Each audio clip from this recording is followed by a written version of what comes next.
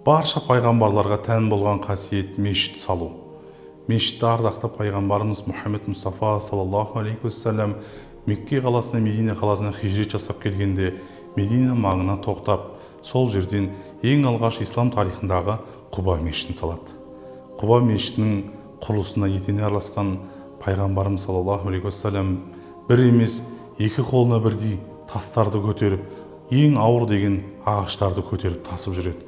Оны көрген сахабалар: «Я Расулалла, сіз бізге тек көрсетуші, нұсқаушы болыңыз, біз ғана жасайық.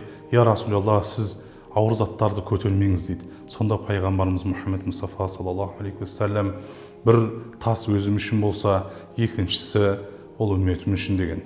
Осылайша пайғамбарымыз саллаллаху алейхи уассалам өз сахабаларымен бірге исламдағы ең алғашқы Құба мешітін тұрғызады. Қысқаша айтқанда, бұл Құба мешітінен кейін Мединадағы пайғамбарымыз саллаллаху алейхи уассаламның мешіті салынады.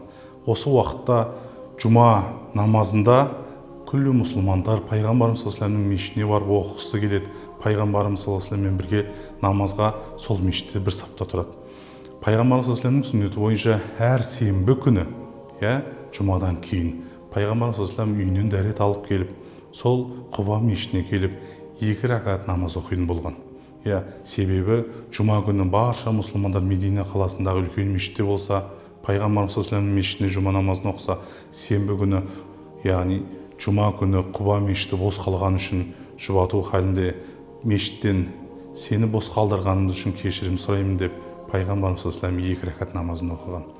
Пайғамбарымыз саллаллаху алейхи уассаламның хадисінде кім ниет етіп, 2 рәкат намазға ниет етіп, үйінен дәрет алып келіп, Құба мешітінде 2 рәкатын оқитын болса, ол умра жасаған адамның сауабындай сауап алады деген. Міне, құрметті жақсылар, біз бұл Құба мешітінің тарихына қысқаша ғана тоқталдық. Қазіргі уақытта біздің елімізде осы күннің шуағы жайылған, елдердің құрылысқа дейін ынтасы ашылғанда, жер-жерден Алланың үйі, мешіттер салынуда.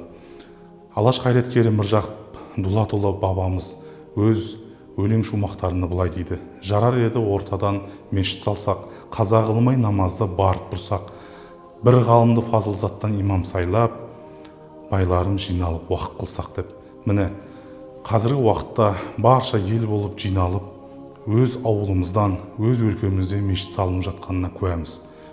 Ол жердің, ол салынып жатқан мешіттің жарнамасын естімесеңіз де, көмек сұрауын хабардар болмасаңыз да, өзіңіз ниет қылып, өзіңіздің үйіңіздегі ұл перзенттеріңізге, немерелеріңізге үлгі болып, ардақты пайғамбарымыз саллаллаху алейхи уассалам жасағандай, бірі өзім үшін, бірі ұрпағым үшін, бірі яғни ата-анам үшін, бірі яғни өзімнің бауырларым үшін деп, өзіңіздің қалаған кірпіштеріңізді апарып, үлес етіп қойып кетсеңіз де, бұл сіздің дін ислам үшін жасаған үлкен ізгі амалыңыз.